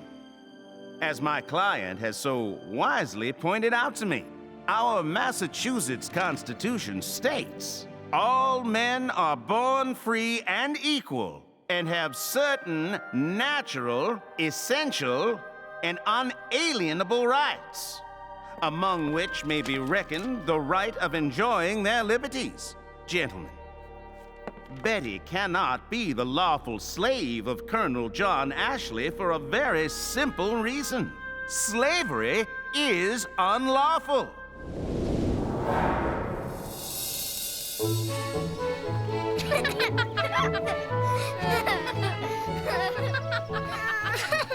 It's just a scrape, Catherine. You're gonna be fine. You ready to catch your brother now? Betty? Yes, Sarah? What will you do if you lose? Honey, my husband, rest in peace, died in this war. So we all could be free from your friends back in England. Not so some of us could be slaves to some others of us. Somehow, sometime, me and Lil Bet are gonna be free. And you can count on that. Betty, Sarah, the jury's coming back.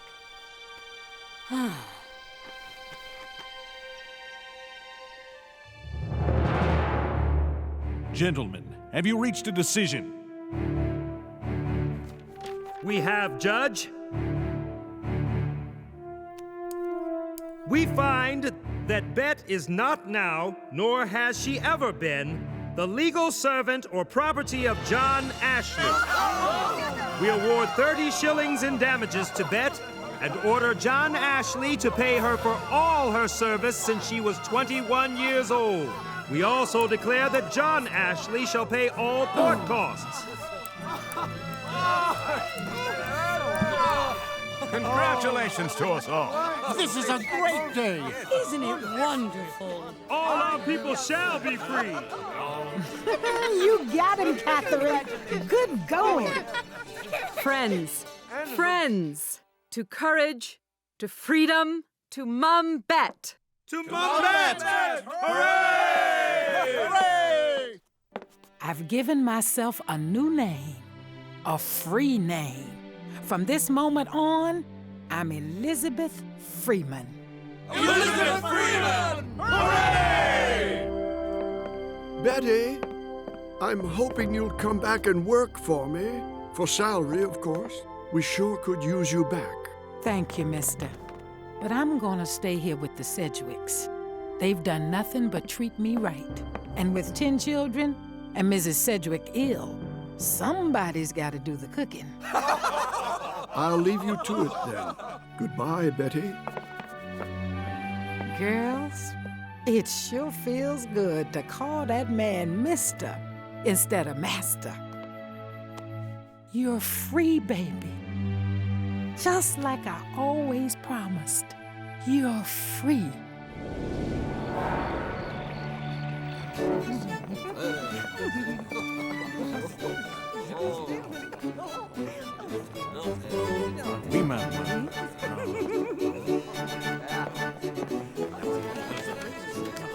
My good friends, King George has come to his senses.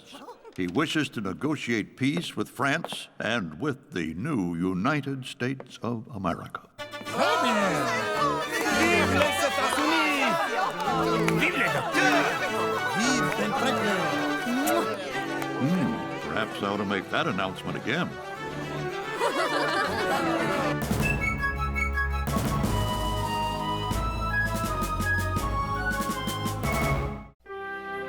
And Mother, there's more good news. Another slave by the name of Cork Walker sued for his freedom in the Supreme Court of Massachusetts. And also won. The decision will surely lead to slavery being outlawed in Massachusetts. Listen to what the Chief Justice said. Slavery took its origin from European nations and the British government. But a different idea has taken place here in America.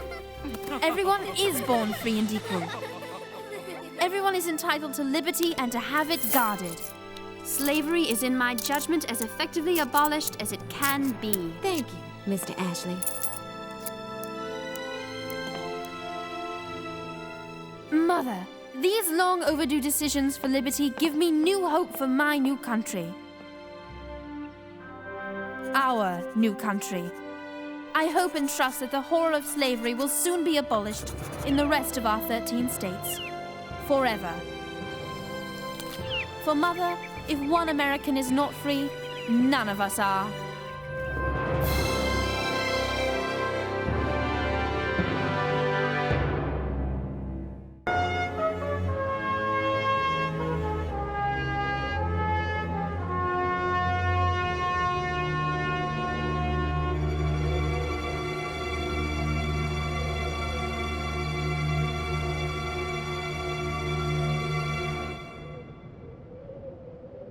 She's all ready to print. Good. I'll be seeing you. Hold your horses there, Henri. But there's a ball tonight at Mayor Powell's mansion. Funny. I don't recall you receiving an invitation. Why let a little thing like that stop me? Good evening, one and all. How's Sarah? On her way to visit Abigail Adams in the bustling city of Boston. Lucky girl. I wish I had a family I could visit. Sorry, we're closed for business. But I need to place an advertisement. Oh no! I spent 3 hours setting that type. I would not change it for General Washington himself. As a matter of fact, I've been sent here by General Washington.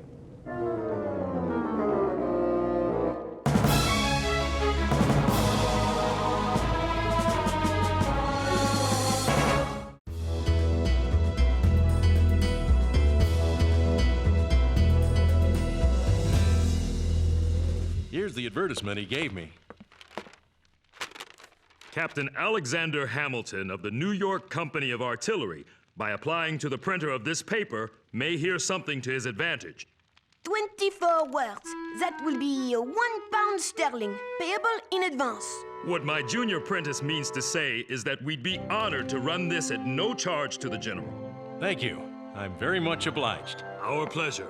Now this sounds like a mystery. Henri, we'll have to reset the type for the entire page. But what about the ball and all those beautiful ladies? They'll just have to dance without you.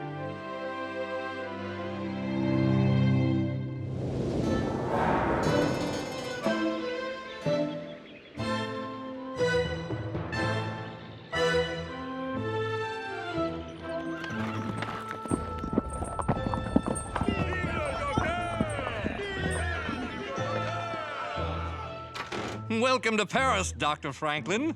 Silas Dean, my old friend, good to see you again. How goes your mission to win support from France? Not well, Ben, not well at all. What's all that about? Some sort of celebration? Take a look out your window. Ben Franklin's the most famous man in Europe. Well, I'll be.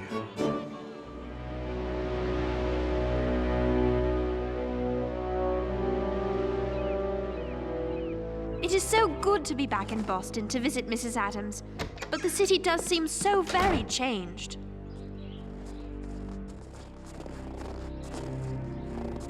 Sarah! It's so good to see you again. Is something the matter? The smallpox has returned to Boston. I wanted to write you to tell you not to come, but there was no way to reach you in time. How are you and the children?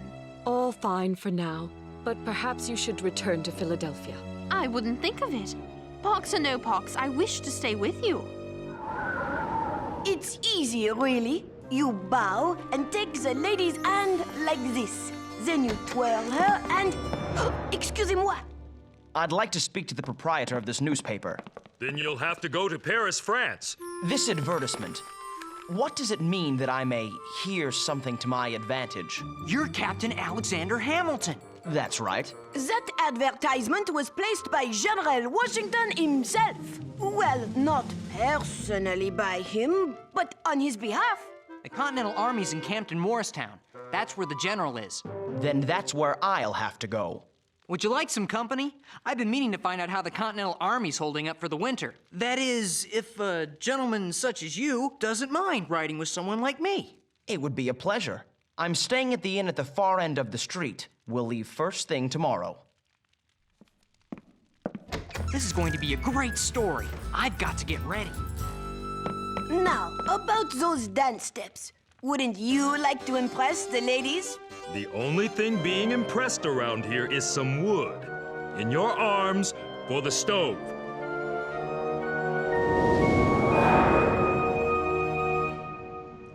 Now, where were we, Silas? You were about to tell me whether you have any good news from America. Sadly, I do not. Ben, I've worked tirelessly to convince the French government that ours is a cause worth helping. But it's been months since I've heard from Congress. And all this time, Lord Stormont, the British ambassador, fills the court at Versailles with rumors that our rebellion will soon be crushed. We must keep our faith in General Washington. There's something else you need to know. I've secured 4 large ships loaded with arms and uniforms for our troops. But now, Comte de Vergennes, France's foreign minister, has issued an order to prevent them from sailing. What are we to do? Excuse me, I didn't mean to intrude. Edward Bancroft, we last saw each other in England, as I recall. I took your advice, Ben, and hired Edward as my personal secretary. He's the only man in Paris I trust. I wish I had better tidings, Doctor, but King Louis refuses to grant you an audience. Little strokes fell great oaks. I shall take the strategy of attacking these problems one at a time. What do you intend to do first? Finish my bath and enjoy a hot meal. After that, I'll meet Comte de Vergennes. That will buy us some time. Such a meeting might be very difficult to arrange. Not for the most popular man in Europe.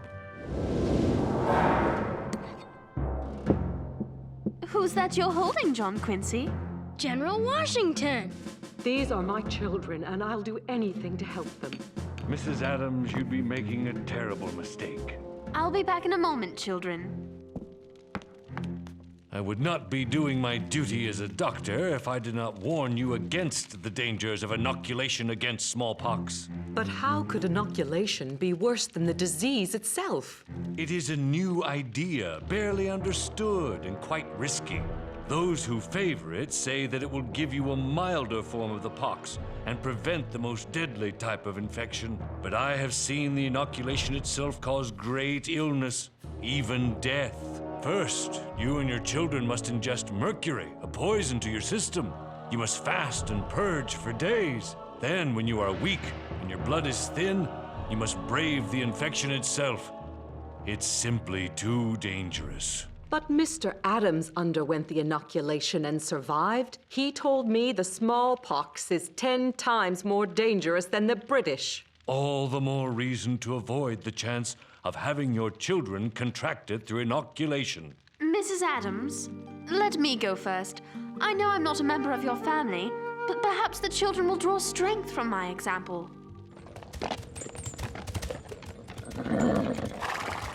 With good weather, we should reach Morristown by the end of the week. And then I will have to face General Washington and explain how my artillery company has been reduced to a mere handful of tired, hungry, sick men. It's a good thing General Washington seems to favor true gentlemen like you. What's so funny? I'm no aristocrat, nor ever was. I was born in Nevis in the Caribbean Sea. My father abandoned us, and my mother died penniless before I was 13. I lost my own parents as well. If it weren't for Ben Franklin's help, well, I don't know where I'd be. Mighty oaks from tiny acorns grow, eh, James? I sensed a kinship between us from the very start. We will enjoy this ride, we gentlemen of low birth.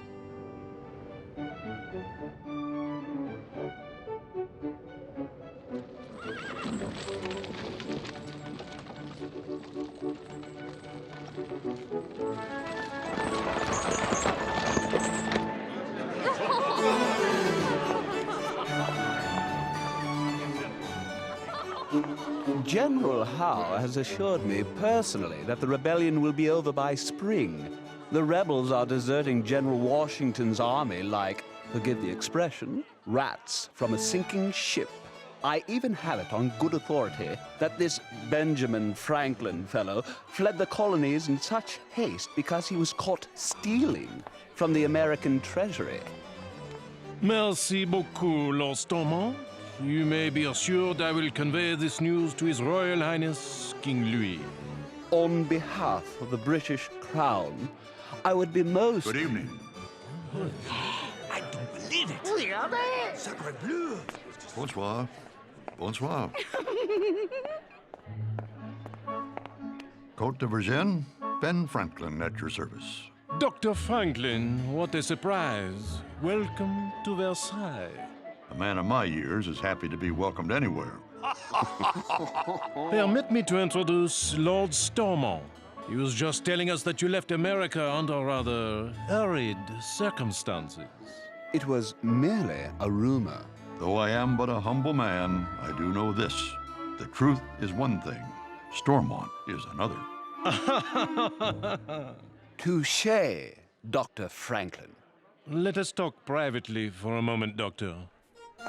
I will come directly to the point. I am the foreign minister of the most powerful nation in Europe. Why should France risk war with Britain to help a poor, struggling band of rebels? Because our cause is the cause of all mankind. We are fighting for your liberty when we defend our own.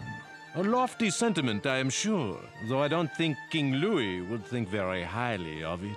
Then tell His Majesty this. The new United States control immense wealth through trade. Trade that could be redirected to France under the right circumstances.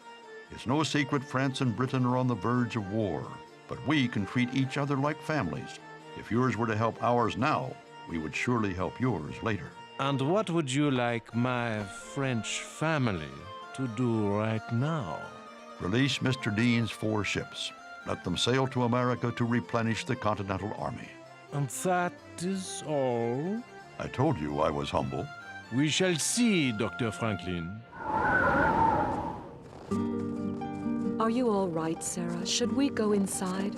No, the fresh air is good for me. I do believe the inoculation is working. I received another letter from my John today. Congress has returned to Philadelphia. He so wishes he could be here with us. It must feel good to read his letters. Sometimes I close my eyes and imagine him there in the room with me. Have you heard from your father?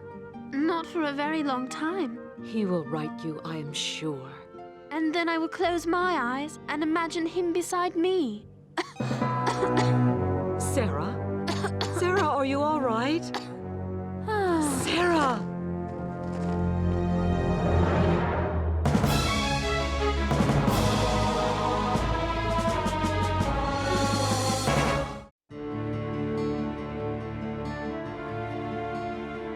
Her pulse is beginning to race and her fever's rising.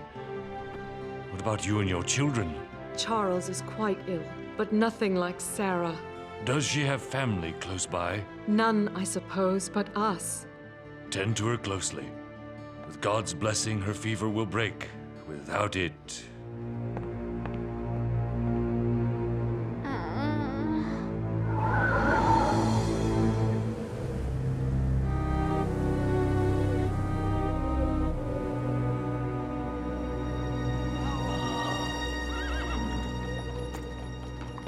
Conditions are bad all over. Little food, not enough shelter for the soldiers, let alone their families. And smallpox. I've seen the signs of it before. This isn't what I expected after our victories at Trenton and Princeton. The conditions of war care little for victory or defeat.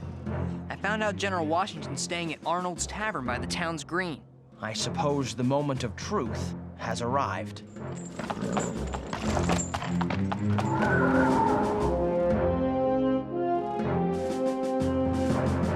You've made quite an impression, Ben. I understand that because of you, the French have coined a new word for telling a lie. Staunchest.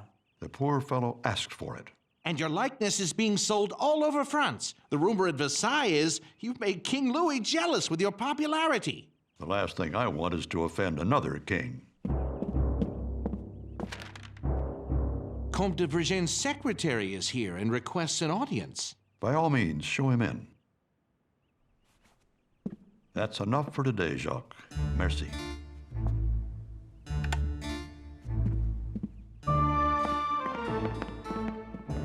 Dr. Franklin, Count de Vergennes wishes you to have this. Tell me it's good news. Vergennes still won't let your ship sail, but he stands ready to advance 3 million livres to us if we keep it under the strictest secrecy. But why not let free the ships? Because the French still fear a war with Great Britain. My attempt to bluff the French has worked well so far. Now we need proof from General Washington that he can defeat the British. Keeping this secret will be very difficult. There are British spies everywhere. I don't like this, Ben. We need those ships. Patience, my friend. We'll stick to my plan until good news arrives.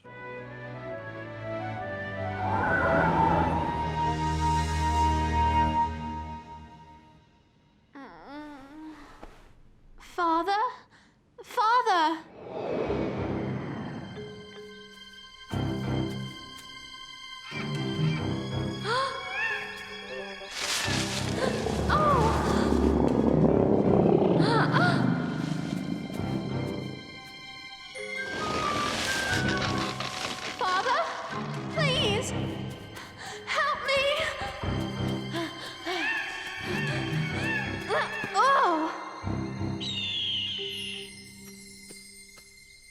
Sarah.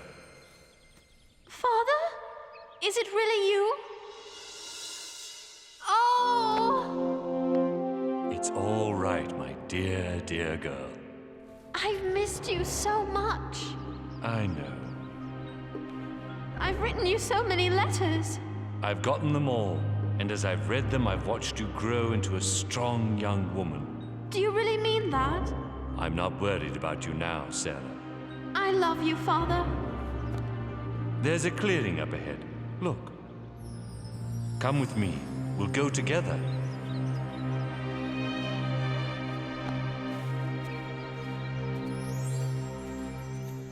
I've been in France now well over a month and enjoy a surprising celebrity that I have endeavored to use to our advantage. What I lack, however, is any word from Congress on the fate of our new United States. Is there any good news at all? Without it, I fear France will soon call my bluff. And without France as an ally, the light on our success will dim even more.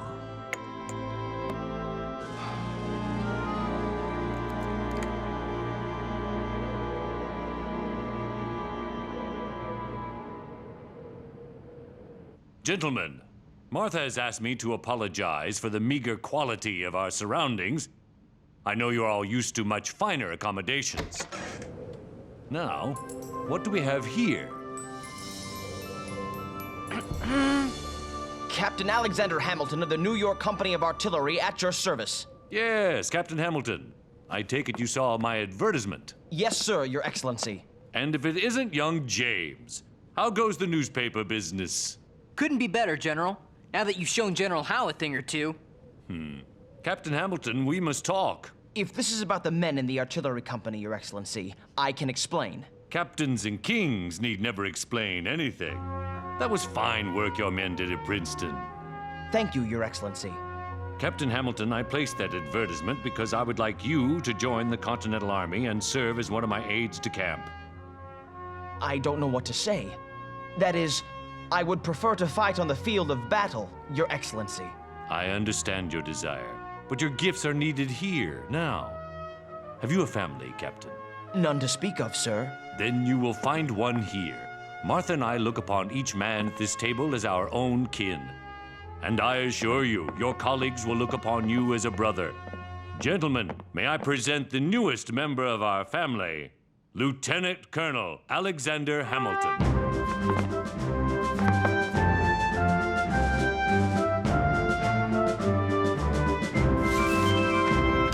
Yes? Ben, mail has arrived from America, and the news is good. Washington's won surprise victories at both Trenton and Princeton. I told you, my friend, that one must have faith in General Washington. Dr. Franklin, Mr. Dean, Comte de Vergennes just had this delivered. Vergennes congratulates his American family on news of their notable victories. He's lifted the order blocking your ships. They're free to sail to America. You did it, Ben. You outbluffed the English long enough for good news to arrive. This is one letter I'm happy I won't have to send.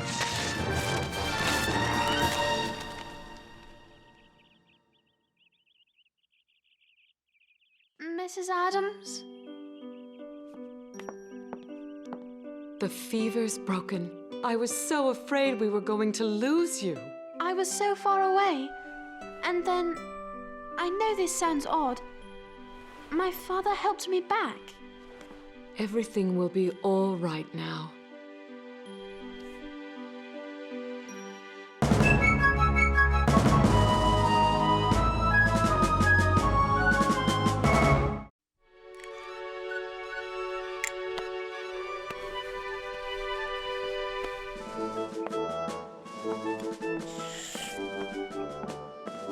Soon General Washington will have the whole army inoculated. Can you imagine a world without smallpox? I'm afraid my imagination is not quite so vivid. It's the kind of scientific progress Dr. Franklin always talks about. Perhaps you should take the inoculation yourself. Would General Washington let me? Spring will be here before we know it, and he's going to need every strong man he can find, even those who write for newspapers. Good luck to you, Lieutenant Colonel Hamilton. It's not official yet, but thank you anyway. Well, I had better find His Excellency. You can't imagine how many letters he has us write.